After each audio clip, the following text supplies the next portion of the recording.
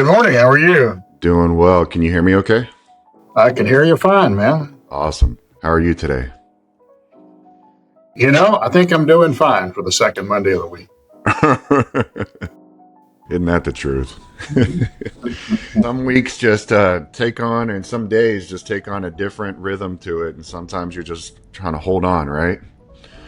It's a great time of year for the fall, and everybody is always excited about getting rid of some of the heat and the humidity we have here in Houston, and being able to enjoy time with family and friends. So it's just a good time of year. I make a joke with my golfing buddies. This is the best 20 days of the year you get in Houston right now. Yes, the temperatures and humidity are better than they are in the spring, and you don't have near as much of the pollens, right? So it's a good time. I've got my member guest next week at Champions, so they always put the member guests in the tournament season around the best time of year from a weather perspective. Well, there's a reason why they do that, right? Yeah, Who wouldn't absolutely play at Champions this time of year? So it's a great marketing concept. Chamber of Commerce weather. Exactly. Well, we're recording already, and so the concept of today, Doug, is I'm going to talk to you with two components, two hats on. One is obviously DRDA and our partnership in your tax advice practice, as well as the tax preparation practice. But also you as a business owner, right? You as a high net worth business owner as well. So you're uniquely positioned to talk from both perspectives, right? One, as you're an entrepreneur yourself, you're feeling and dealing with the same issues that a lot of the listeners and potential clients are dealing with. But at the same time, you're very different in the sense that you've got firsthand intimate knowledge, and what your specialty is helping them focus on the biggest expenses that they face on an annual basis, which is the taxes. Mm-hmm. I had a phone call yesterday. A friend of mine from my golf course, who I haven't talked to in probably 9 months or more since the last time we played golf together, he called me out of the blue yesterday, which is funny and ironic because I was just thinking about him a couple days ago and talking to some of the golfing buddies. But he's doing a lot of work in Latin America right now, still has permanent residence here in Houston. And he called me, Doug, and he's like, John, tell me about that life insurance thing that you were telling me about a couple years ago. And I started telling him, he's like, I had to pay over $600,000 in taxes last year. Ouch. And he's like, in 2025, it's looking the same, if not more. And 2026 is trending that direction as well. He's like, so there's got to be something more I can do from a tax perspective. He's like, I put away like $70,000 in his pre-tax 401k, profit share, whatever it is. And I'm like, man, that doesn't really help you out because that only saves you what, $20,000-$30,000 of taxes. He needs to save hundreds of thousands of dollars of taxes. So I say that to say that we're having this conversation, in my opinion, at the right time, probably later than we should have had it, but there's lots of people that need this help out there. It is. And for high net worth, high earning folks, I mean, everybody needs a qualified plan for retirement. That's a great thing. Nobody's going to knock that, but it just doesn't move the needle to the extent that's needed. And tax ultimately is an erosion of capital, right? That's when you earn money, you consume some for a living and for taking care of your family. The rest of it goes into building your future. And to the extent that you can legally and legitimately reduce that tax by proper planning, then you have more dollars to be able to fund that future for your family. So I told him yesterday, I said, I won't mention his name, but I said, what you want to accomplish is to pay as little tax as legally and ethically possible so that you're maximizing your efficiency from a tax perspective. He's like, that's exactly what I want. I want it legal and ethical. I'm like, well, that's the only way you're supposed to do it, number one, because what's the phrase or the verbiage? It's legal to avoid taxes, but if you evade taxes, that gets you 15 criminal. to 20. Yeah. It was about building your future, not running from your past. So let's that's a good one too. That's a good. And what was it? Judge Learned Hand, wasn't he the one that said it's a citizen's obligation to pay what's required, but not a penny more, something like Yeah. that. Yeah. On today's episode of Uncommonwealth, I'm joined by someone who's not only an accomplished CPA, CVGA, CEPA, but also a trusted resource I collaborate with when it comes to working with high net worth entrepreneurs. Doug Dickey is the founder of DRDA and the author of The Business Owner's Guide to Tax Freedom. He's built one of the most respected advisory firms serving business owners who are scaling, sailing, and protecting their life's work. In my world of advanced life insurance design and wealth preservation strategies, only work when they're integrated with smart tax planning. And that's exactly where Doug and I partner. Clients often come through me first, and when tax complexity enters the picture, Doug is the go-to expert that I bring to the table. And together, we're going to unpack how business owners can scale, protect, and eventually exit with maximum freedom, and how tax planning and life insurance fit together in Uncommonwealth. Doug, you built DRDA into a respected advisory firm, and you've written the book, The Business Owner's Guide to Tax Freedom. You've literally written the book. When you think about wealth, how do you define it for yourself and then for the clients that you serve? Sure. Wealth can be a lot of things for a lot of people, right? It can be everything from the financial resources that most folks think about, but it can also just be quality of life, quality of family, health and wellness. It can be what you do in your community. It can be spirituality. It's what you want to attain in life, right? The area of tax is simply an approach for being able to help entrepreneurs keep more of what they earn. They have a life that's hopefully an intentional life that they're living to be what they want to be. And the business is the vehicle that helps them take them there. Well, to the extent that we can structure their business in such a way that they get to retain more of what they work for, then it helps them on their journey to be able to provide for themselves, their family, and build their futures. And what about for yourself? Like, how have you been able to define it for you? Sure. For me, it kind of comes along with those as well. I've not chased dollars. Dollars have come along for me, but I believe it's because of the mission I'm on and the purpose I have in life of being able to help empower sustainability for businesses and ourselves. The ability to be able to create sustainable jobs isn't just about keeping a business alive for the entrepreneur. It creates jobs for people too that allows them food on their table, clothes on their back, roofs over their head, and educate their children. So it's more than just a business. It's a part of a community and a society, right? Because that business has employees. Those employees have lives. That business serves customers. Those people have lives. The vendors that serve the business, they benefit from it as well. So that ecosystem that surrounds small and middle market businesses is what really powers our economy. So for me, it's been about a fulfilled life or a purposeful life of being able to empower that sustainability and learning and helping businesses understand what's required for that. And then as a result of that, you become rewarded over time. We started as just a solopreneur, literally renting one office for myself. And now we're one of the top 500 firms in the country and one of the fastest growing firms in the United States. So it's not to be braggadocious. It's just a pursuit of money. It's in pursuit of the mission, and the mission is something that's needed. And it really is a cascade effect. You call it an ecosystem, but it's a cascade effect. When small businesses do well, their employees do well, those families do well, then those family members also do better, right? It's this domino effect of ultimately, if you can help your business, you're going to help your community, which is going to help, and it just grows from there. I mean, I 100% agree with that. John, you're totally right. And it affects so much of society. I don't think people realize it as much either. That really right now, over 45% of the private sector jobs are in small businesses. Since 1995, over 62% of all the new jobs created in the private sector have come in small businesses. Those same small businesses today only have a 15 to 30% chance of sustaining to the next generation or even to a buyer.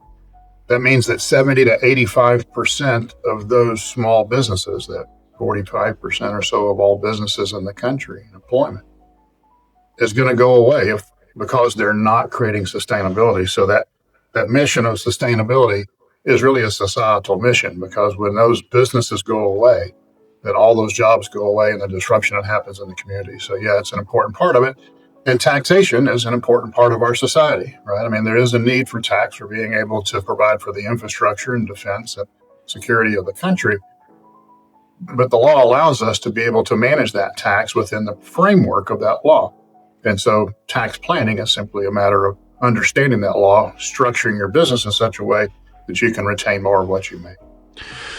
Yeah, and that's where the legality of it and the ethical side of it come into play. In my work with large life insurance designs, I often see tax strategy make or break the long-term plan. From your perspective, which is unique because you are an entrepreneur, but you also run a tax advisory practice, why do you see tax freedom and wealth preservation as inseparable? Well, it's the whole legacy concept of sustainability, right? I mean, back to what you were saying about sustainability, yeah. Yeah. I mean, as entrepreneurs, we probably work a lot more hours than most folks do. We probably go through more hoops than most people would ever want to go through to create some sort of change in society or fulfillment for ourselves, our families, for those around us. There's a why for everybody as to what they're doing. Well, the reality is being able to build those businesses and to transition that wealth means there's not an erosion of those resources. And life insurance has long been a vehicle that's allowed that. I mean, in the original concepts, it was to provide for an estate in the event that you weren't able to live long enough to provide for your family, right? It was there to be able to provide a cushion in the event that the breadwinner wasn't able to fulfill their responsibility on taking care of their family. Yeah, the income replacement or the death benefit, right? Exactly. And over time, it's also evolved to being much more than that, to being realistically another asset class within the financial planner's quiver for being able to accomplish goals, right? The ability to have tax-free accumulation and growth is a huge opportunity. There's a number of provisions in a tax code that allows for favorable treatment of life insurance. We, as a planning firm, I'm licensed in life insurance. I don't sell life insurance. I went and got the license because I wanted the education on understanding how the product worked within tax planning, because it's a natural component of how to be able to preserve and transfer wealth. As a business owner yourself, how do you balance running a successful firm that happens to focus on tax planning while also ensuring you're building and protecting your own Uncommonwealth? Sure. It's that life in harmony, right? Sometimes people talk about the work-life balance and what's important to you individually as a human, and then what's important to the business. I really think of it more as living in harmony, not in balance. Balance, you think about two different things kind of at odds on the scale, right? Yeah. That's really not the concept. As humans, I think we should have a purposeful life. There's something we want to accomplish. There's something we want to do in society. And as entrepreneurs, that business is the vehicle that helps support that life, right? For whatever you see as your life goal, or what you see as wealth, or what you see as opportunity. So there shouldn't be a conflict, but there often is. I mean, we entrepreneurs have a tendency to, at times, let our business engulf our life. Shouldn't be that way. It should be there to be able to help sustain the life and fulfill it. Then if you get alignment between couples and shareholders about what life they want and build the business in such a way that it supports it, then you have harmony between the two. And so that's where the life planning, the strategic business planning, and then the tax planning for making sure you don't have erosion of your capital come into play. It's really three legs to a stool. We oftentimes just focus on strategic planning without thinking about life. Right. Financial planners and financial advisors generally do a lot better job of looking at the life plan than what entrepreneurs do. But it actually requires all three, because if you do have a great life plan, a great business plan, but you're sending half of your earnings off in tax that you don't necessarily have to do legally, then you're swimming upstream. You're making it harder on yourself and your family. You know, I agree with you. Balance is not the proper term. I had been using the term blend, work-life blend, Yeah. but I like the harmony better, right? Because it gives a more purposeful perspective to, as an entrepreneur, we can't turn off the business in our mind, right? And you also have responsibilities and obligations as parent, spouse, community Exactly. member, right? So I love the harmony feel to it as opposed to blend. I'm really Yeah. going to kind of chew on that one when we're done. I tell clients all the time, Doug, taxes are the single biggest lifetime expense that they'll pay over their working career. And when I bring you into a case, what's the first thing you look for to identify opportunities most entrepreneurs, business owners, or people are missing?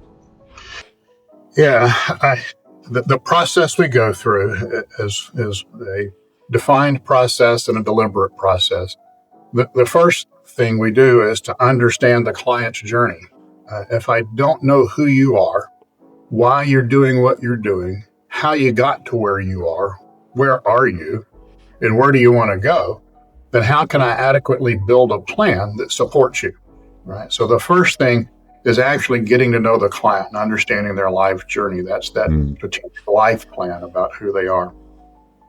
Then I need to understand more about where you're going with the business, because in our planning process, we have 160, 170 different tax strategies that can be provided just from income tax alone, much less state tax or transfer of taxes. I mean, there's a number of opportunities for tax mitigation, but which one's right for you?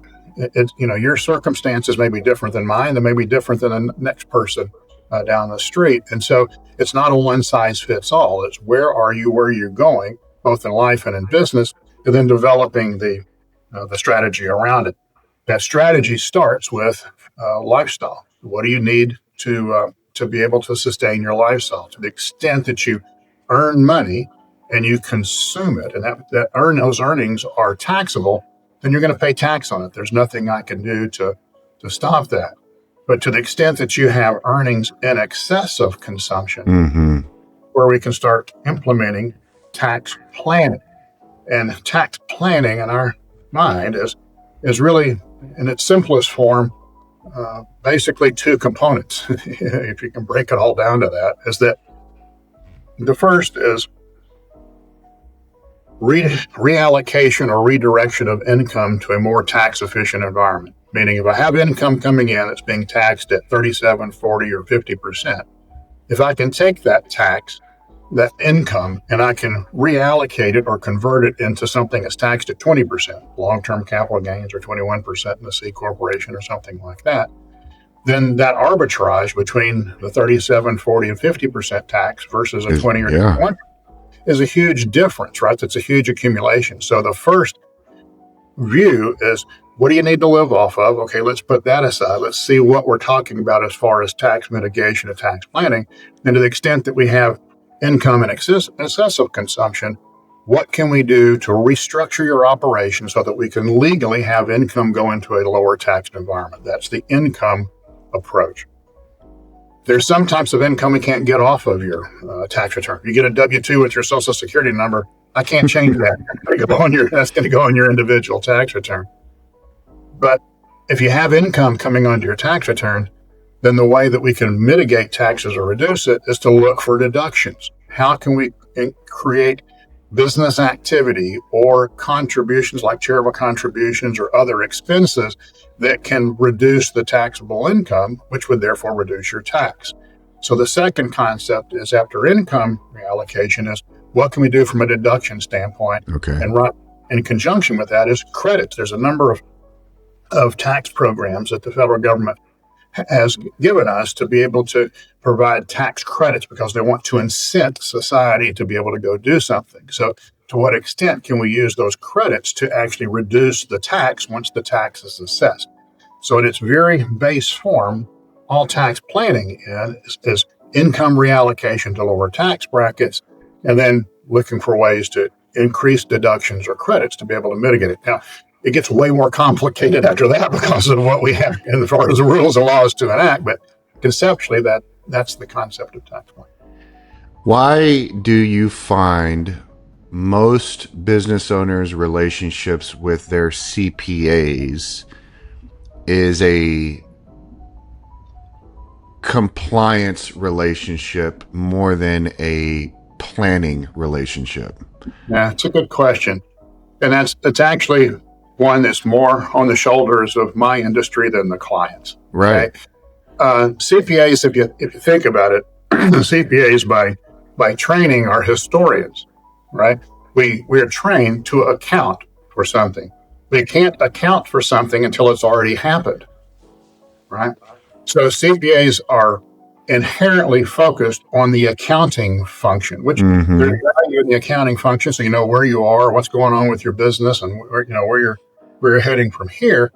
But that's a historical view. It's a view in the rear view mirror. It's what's Right. already happened, right? And then in conjunction with that, the industry has made a very good living for decades on compliance work. Compliance work is everything from tax filings to audits for financing and bonding and public offerings and compliance with regulatory requirements. And so that whole accounting function has bred a mindset of historical, right? Okay. Historians. Makes sense. Now, the great thing about history, if you talk to most historians, is that we should be learning from it so we can make better decisions about the future. Right. People talk about history repeats itself. Yeah. You see patterns in society, patterns. So recording history is a wonderful thing if you look at it and gain knowledge from it so that you can be a more informed decision maker going forward. That means that you have to turn around from being rear facing, looking at the past, and then take the knowledge from the past and turn around and project forward based upon where you're going, right? Remember the concept of needing to understand where my client is, where they're going as a person, and then as a business. Once I understand that, now I can take the knowledge of looking at their history, at their past, and then I can take that information and look at how we can structure them and operate going forward to achieve a different financial result. And that's being proactive in the planning focus rather than reactive. And unfortunately, my industry's trained on being reactive historians, but there are a few of us that are kind of seeing the need for being able to move forward to making a difference in the future. Tax planning, looking forward, understanding the historical nature of where your clients have been, where our clients have been, it's a much different skill set, right, than compliance work. Because looking forward, you're talking about the income tax arbitrage play, which requires multiple different entities and agreements and structures to be set up. The deduction component as well, while yes, from an accounting standpoint, that can be a rear view mirror activity, but to take advantage of legal and ethical big deductions, meaningful deductions, right? You have to do planning in advance for that. You can't look backwards in November and take advantage of some of these things. Yeah, it is. I mean, it's akin to the difference of here's what I've done in the past. How efficient can I be at continuing to do the same thing? Yeah. Right. That's aligned toward a process and a system for replication.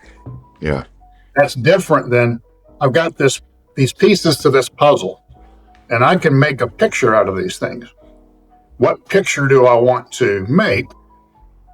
From that determination of what picture I want, how do I configure these pieces of the puzzle to be able to have it be an apple or an orange when I get finished with it as a picture, right? Now, that most entrepreneurs, if you think about that, that's really what you do every day. You take what you have, you see opportunities, and you figure out what you need to do to be able to take your business and position it to be successful in accomplishing those opportunities.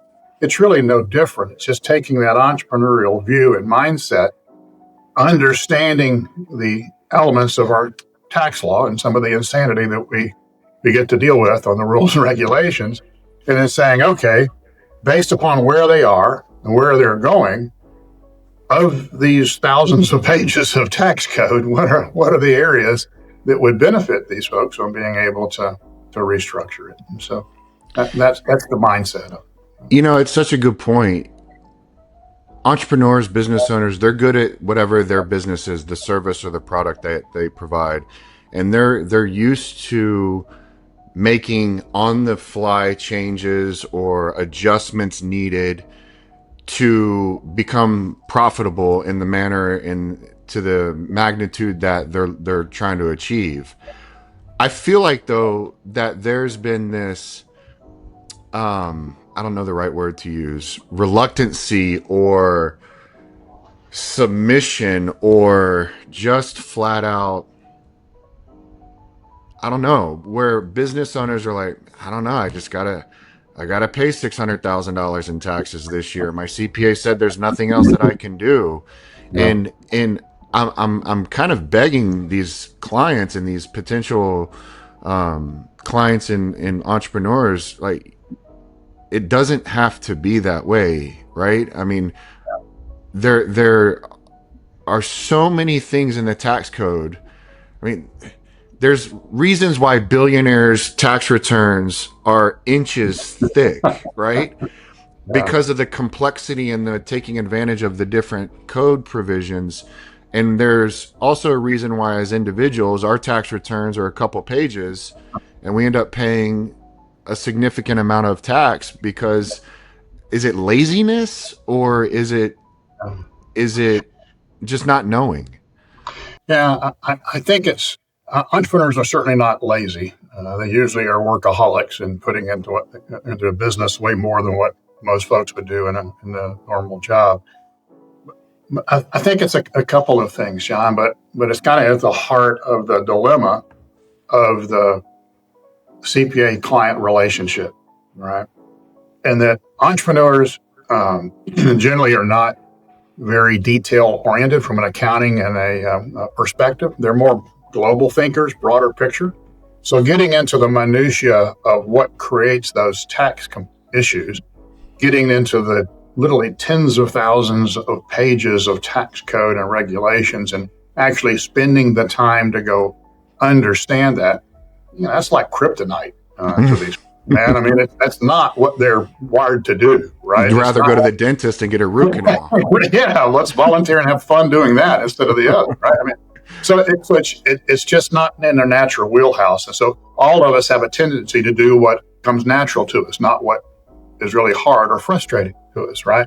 And so it creates this odd couple relationship with traditional CPAs and their entrepreneur clients, and that the clients are basically saying, "Hey, look, I don't want to deal with this. You guys do it, right? I want to go focus on my business. I want to chase my why. I want to go accomplish whatever my mission is." And so the accountants say, "Okay, I'll take that. Now you don't have to deal with it." That's a wonderful feeling for the entrepreneur. I'll take it and I'll keep you out of trouble with the IRS so that you can continue to focus on your business. And that cost, I think, in the minds of a lot of entrepreneurs of paying that tax is really a cost they're willing to pay to an extent to not have to deal with it, right? To just say, okay, that's off my plate. I'm going to go focus on my business. I know it's taken care of. I'm probably overpaying, but I can go earn more money in my business and I'll just keep doing it, right? Well, that lack of knowledge of there is another way, there is another option. If you don't know that there's an option, then you go with what you got, right? So they stay in that path and they're continuing that hamster wheel of earning more and paying more every year because they simply don't know. Not that they're not intelligent and sharp people, they are, but none of us know it all. And if they haven't been involved in that arena or they haven't seen what's going on with others that have done some of these types of planning, then they're basically stuck where they are.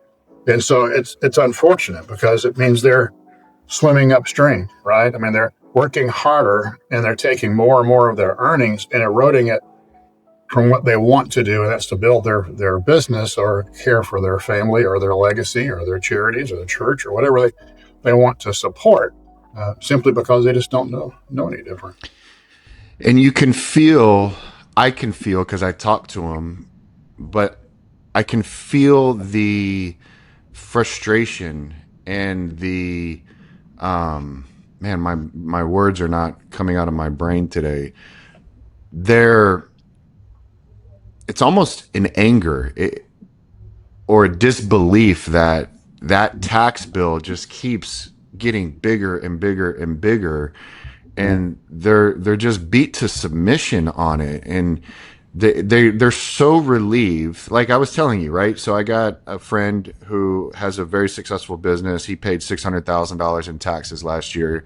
He literally called me yesterday, and he's like, I just can't do it anymore. I need to know that there's something else. If there's nothing else, then, you know, I'll stop it and I'll keep paying the bill. But there has to be another way to further reduce my taxes. And I'm obviously creating an introduction to DRDA and you to do that. But he was so relieved, even at the opportunity, that there's probably something else that he can be doing to mitigate his tax liability, because it's a massive number that he's paying and projected to pay for the next coming years. So it's an awareness issue, right? It's two problems, right? It's an awareness issue on the entrepreneurial side, and then it's that historian mentality versus planning mentality on your industry side, right?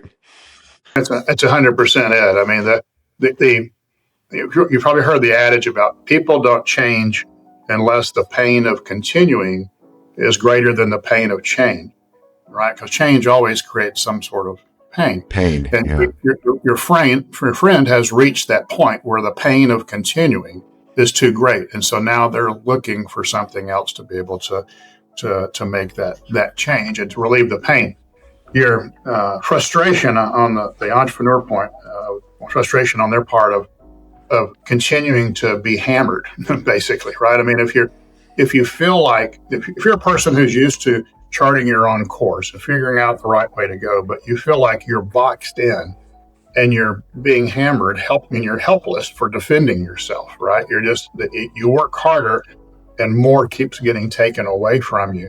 That's a pretty frustrating place to be, right? I mean, just imagine yourself being boxed in and unable to have freedom, right? To be able to achieve what you want to achieve because somebody else is holding you back. Well, it's the knowledge that's kind of holding you back. All of us have a certain level of knowledge, and based upon our level of knowledge, we can achieve or do something based upon what we've learned. When we learn more, then we can achieve more, right? So that's that long learning concept. And it's just a matter of entrepreneurs haven't studied the tax code. They got better things to do than that. But ultimately, accounting is the language of business. So you need to understand how to properly record it and properly interpret it so that you can understand what your business is telling you. And then from that accounting, be able to determine, okay, where do I need to be positioned and how do I need to be structured in order to protect myself first so I don't lose what I've got. And then second, how do I preserve the capital that I'm generating? That's the proactive part. Speaking about knowledge and awareness, how do you see permanent life insurance complementing these advanced tax planning, especially when it comes to structuring buy-sell agreements, estate plans, or exit strategies? Yeah, there's a number of different uses for life insurance as it goes into advanced planning, especially for high net worth individuals. You have partners in business, and I can't tell you how many times I've seen buy-sell agreements that basically say, okay, whoever dies first, their family is paid X number of dollars, whatever the fair value of their interest in the company is, over a 5 to 7 year period of time. But there's no funding mechanism. So what that is doing is that's requiring that business to take its capital and pay tax and use the after-tax capital to go pay the deceased family. Nobody's saying the deceased family shouldn't be compensated. They should. There's a fair value that needs to be paid. But here's the economic dilemma. If you're in a 40% tax bracket, that business has to earn $1.69 to pay a 40% tax and have $1 remaining. So if it's $1 million that has to be paid out, it's actually $1,690,000 of cash flow that has to be taken from that business to pay the decedent's family.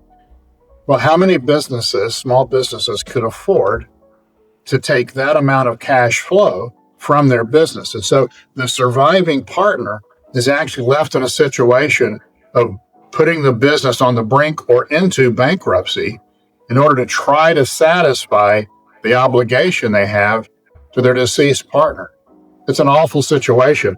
I see it. Sickening. Yeah. It's sickening. And I've seen businesses literally destroyed as a result of that, and family legacies destroyed along with them. And so oftentimes I'll see attorneys draft those just as a concept of, okay, you pay it out over time, but they haven't looked at the economics and the cash flow and the tax ramifications. So to the extent that we can take dollars and we can use those to fund a life policy, unless it's just the world's worst life policy, you're paying pennies on the dollars, right, for what you're going to have available. And so it's literally an insurance policy about the future of the business. You're preserving the ability for that business to continue. So it's as much for the surviving partner as it is for the deceased partner, right? That's exactly right. If the surviving partner can't afford to pay its obligations, then they're going to have to bankrupt the business and start over again, and then both families fail. And so proper planning with funding allows you to, you wouldn't operate your business without any insurance or for business interruption or fire or any of those types of things. You wouldn't have a home without having, fire and windstorm and flood and all the other types of insurance. We pay for insurance to mitigate against catastrophic risks. Well, that's really the same concept here. So that's the concept on buy-sell agreements. It can also be a situation where you can use certain types of policies and coverage, like, John, to be able to build cash value inside those policies that not only have the ability to be able to pay for a deceased partner's estate to buy their interest, but hopefully the person doesn't die. Hope the person lives past retirement.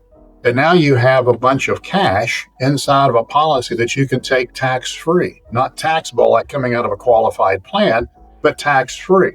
So you can use it to have the risk coverage you need during your lifetime, but hopefully you live, you don't become disabled or die. And now you've got a bucket of cash that you've put aside, as well as your partners put aside, for either buying you out or going into retirement from there. So there's a number of reasons to use that among partners. We've also used that structure for being able to put golden handcuffs on key people. Sometimes you have key persons in a business that you need for that business to be sustainable. Well, you're putting in place deferred compensation plans or being able to put aside dollars for them to be incented to retain, using life insurance as a tax efficient way to do that, because with proper planning, we can generally reduce the cost of that insurance coverage by 40% or more. That comes from that idea of, if you're in a 40% bracket, you have to earn $1.69 to have $1.90 to pay for premiums on life insurance. If we can do that through a C corporation taxed at 21%, it only requires $1.27 to pay a 21% tax and have the same dollar remaining. So by structuring that payment in the proper type of environment, we just reduce the cash cost by 42 cents per dollar for it's that massive. Yeah. It's a huge difference. And so dollars that could have gone to Uncle Sam go into the policy to be able to pay for the tragedy of somebody passing away, or the joy of being able to retire and have a significant dollars put in place. And so there's just different planning techniques. It doesn't solve all the world's problems, but there are specific problems that, it's like any tool, right? I mean, a hammer's better for putting boards together and a saw's better for taking them apart. They're not interchangeable, but they're both good tools. It just depends on you're exactly right. And, many clients, you started to touch on it, many clients don't realize that life insurance can be one of the most tax preferential assets they could ever own. How do you explain that from a CPA's point of view that is knowledgeable in life insurance, where this is clearly a blind spot for most in the CPA industry?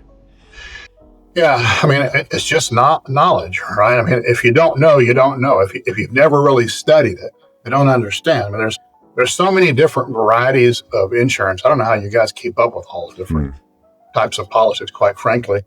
And there's so many different nuances. A policy is not just a policy like every other policy. There are different parameters, different provisions. And so getting the right policy to fit the circumstances of what you're trying to do, these are generally not off the shelf policies without significant thought being put into them. That's right. I think it's just a matter of understanding how policies work, why they work, what the tax code does in regard to the taxation of those types of policies and the benefits, then understanding how to fit them together. But it's a whole body of knowledge. I mean, life insurance to me has never been as complex and diverse as managing assets in the stock market perspective. Without question. Yep. You know, and so understanding how to take a life policy apart, how it works, where the cost is, where the benefit is, because it's insurance, it's risk management. But if structured properly, where else can you pay tax once, and hopefully at a 20% rate, like a capital gains, and then put aside a significant amount, like hundreds of thousands of dollars or more, millions in some situations, into an environment that will now be allowed to grow tax-free, not tax-deferred, but tax-free. To me, it's like a super Roth, if you think about it. Right? This is exactly the conversation I was having yesterday with my friend. Exactly. Yeah, you pay tax once in the beginning, and then you put it aside. You never pay tax again. And so that's the concept, and that's a different way of looking at insurance maybe than what people look at. But you know, there's certainly a benefit for the death benefit, and that's a reason for buying it. But sometimes it's just additional asset class used for retirement or additional savings. If you had to describe the perfect handoff where I set up the insurance structure and you optimize the tax strategy around it, what does that collaboration look like so the listeners can kind of understand that? Sure. It actually starts before the policy of things, John. I mean, both of us have to understand the client's journey. What our industries have done a disservice, I think, to a lot of clients for years. So I'm going to go back a little bit, then I'll come back and answer your question on that. Is that I think CPA, every business, I think, needs CPAs, financial advisors, risk managers, and an attorney somewhere along the way, right? There's just some element that's required, and they're going to need those areas of expertise to help support them, those different disciplines. The problem is we generally don't talk to each other, and we don't talk to the client at the same time. That's right. The professions stay in their own silos. The client goes and talks to the CPA. CPA says, okay, great, I can help you with A, B, and C. Go talk to your attorney about D and E, your wealth manager about E and F, your risk manager about G and H. And now the poor client picks up their stuff and tries to go repeat their story 4 or 5 different times. Nobody can repeat the same story exactly the same that many times, right? And then each person that they're talking to, each of the disciplines, are looking at that story or that circumstance that the client's given them through their own lens. Mm-hmm. Each of us interpret things based upon our background, education, experience, and training. So when each of us look at a circumstance, we may come up with a different priority based upon what we are looking at, right? What we're seeing. Well, that oftentimes means the client feels like they're getting conflicting advice. Yes. What they're really getting is a perception from a different view. Yes. Right? And so if you want proper planning, you need to get all those people in the same room. At the same time. Yeah, that's right. At the same time, listening to the same story so everybody gets the same insight. Then each can present what they think are priorities, and then collectively and collaboratively, we come up with what's the right solution, agree on that, so the client's actually getting what they're wanting, right? They're getting advice from professionals who are looking at it from each of their disciplines, and then work with them to go implement it and operate it. Right? So it's not a matter of, okay, here's the answer, go get them, tiger, right? And now the poor client has to go out there and run their business and try to figure out how to be wealth manager, risk manager, attorney, and CPA. It should be that this group should be the support system around that entrepreneur. And so that's the challenge, I think, of being able to bring together the right team.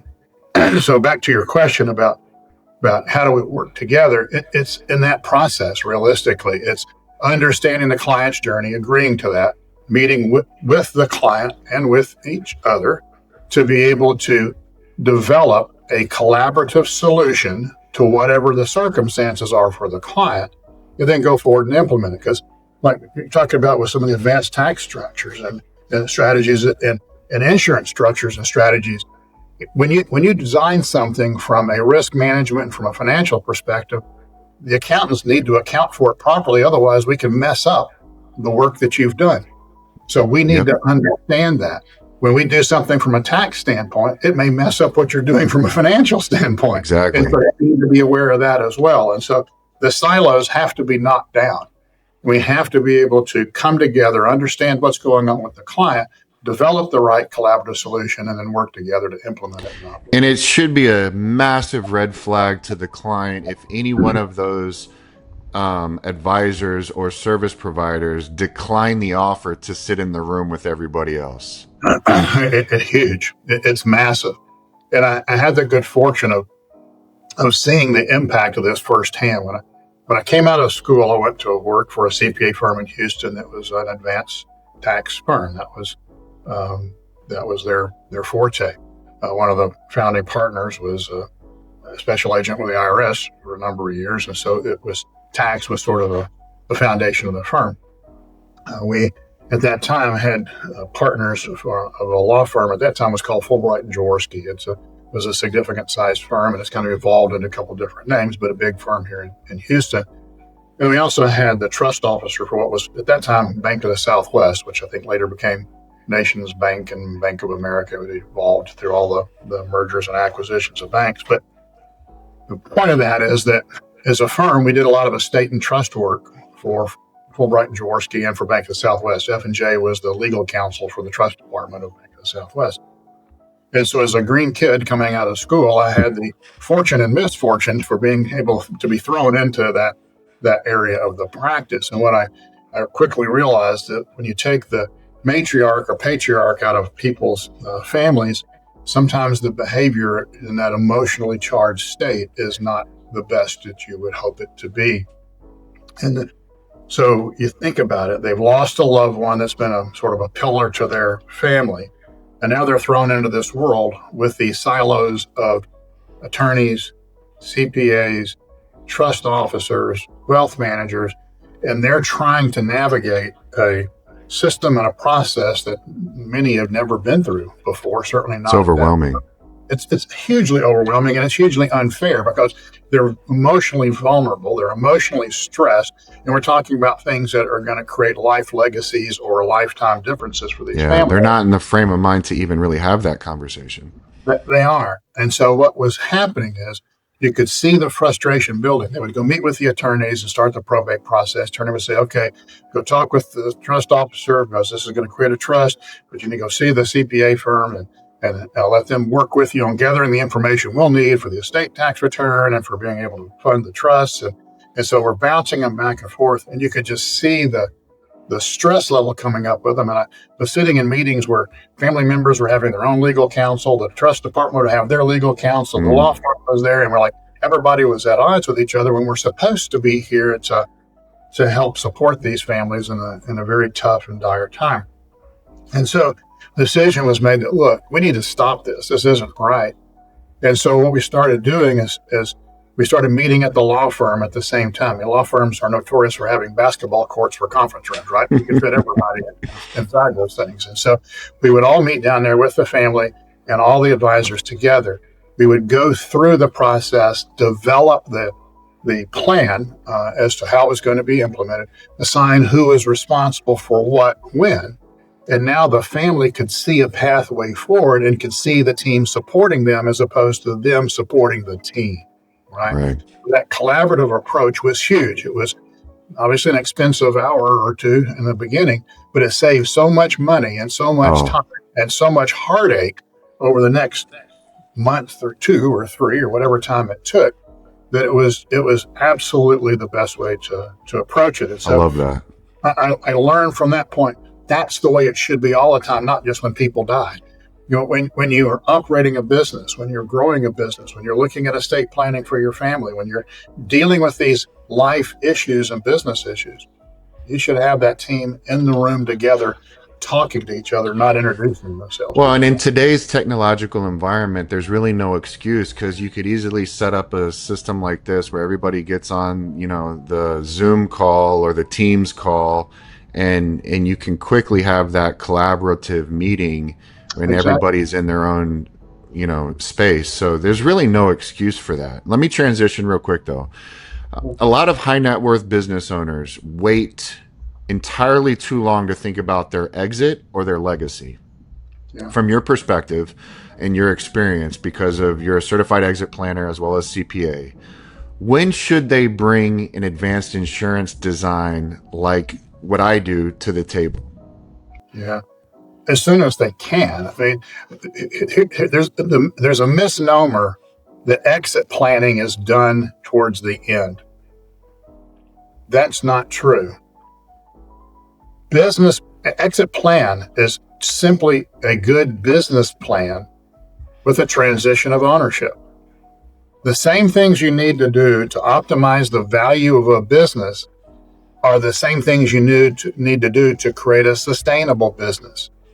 Being able to understand planning, leadership, marketing, sales, operation, people, finance, and legal, the 8 components of a business and all the subcomponents below that. Where's your intellectual capital, your social capital in the business? Those components are what drives a value assessment for creating a sustainable business that's owner independent, right? If you want to retire in place, grow the business and continue to operate, but instead of working 6 to 7 days a week, you work 2 days a week. You need to create a business that's sustainable and owner independent. To be able to optimize the value of a business for transition to another, you need to create a business that is sustainable and owner independent. If the business is completely dependent on the owner, you're not going to get much value on the sale of that business because the business isn't worth as much as somebody else's hands as it is that owner. That's exactly right. These concepts of being able to create, buy-sell agreements and funding mechanisms for being able to do that, for being able to make certain that your family is taken care of, those should be done from the beginning. To be able to take some chips off the table and put them into a structure that allows you to have tax-free growth so that you don't have all your eggs in the basket, that's not something that should be put off either. And so I think the fallacy starts with the misunderstanding that exit planning is something for later. It's strategic business planning, and you simply determine when is the right time for you to exit. Because there's first has to be a succession of management, right? When you talk about exit planning, we have a trademark for something called STEP, succession, transition, and exit planning. It basically building a business that you have the ability to succeed management. Somebody else can step in and operate so that if you want to take off for a period of time, you can do so that the business is not dependent upon you. And then transition of ownership. You can succeed management and work a couple of days a week managing the business, or you can transition and be completely out and go to a liquidity event, or a combination of all the above. So I think it's first understanding what's the difference between those two, and it's just really not different. It's what you need to do all along to run your business.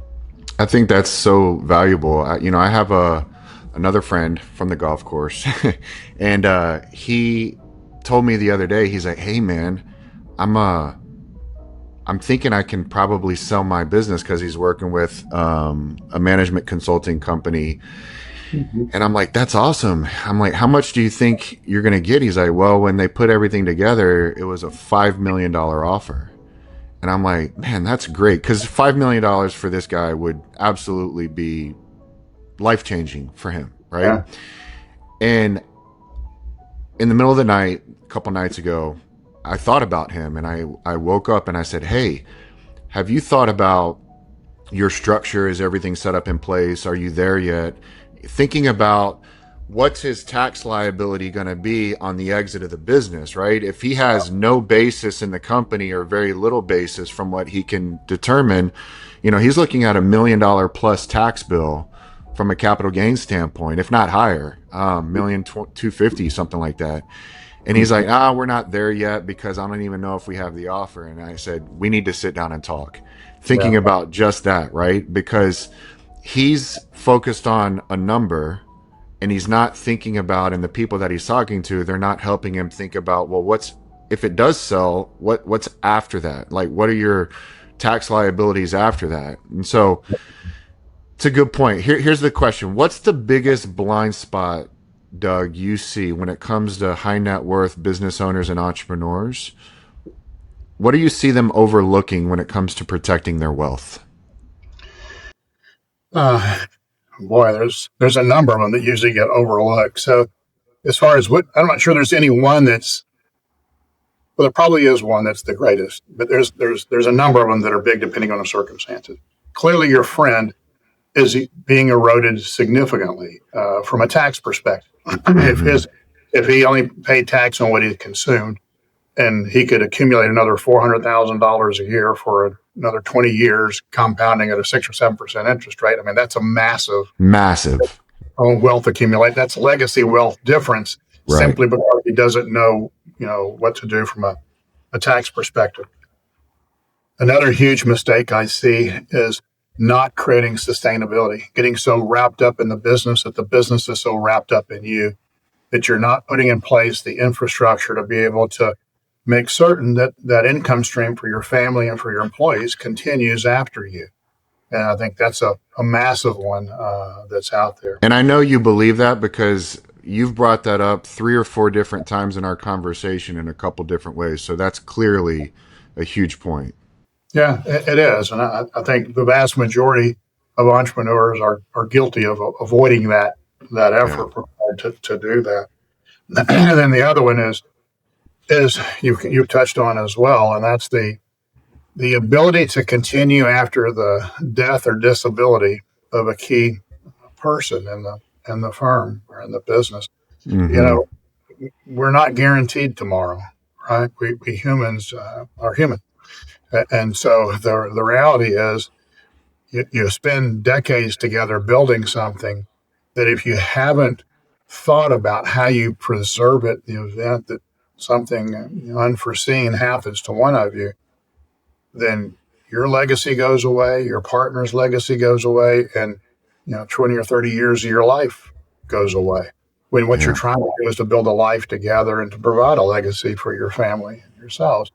And so it's easy, John. I'm not trying to be negative or hammering on entrepreneurs, but I mean, the reality is we just work a lot, right? You get consumed in your business, you work every day, and you're just going in and doing what you have to do to make it all work.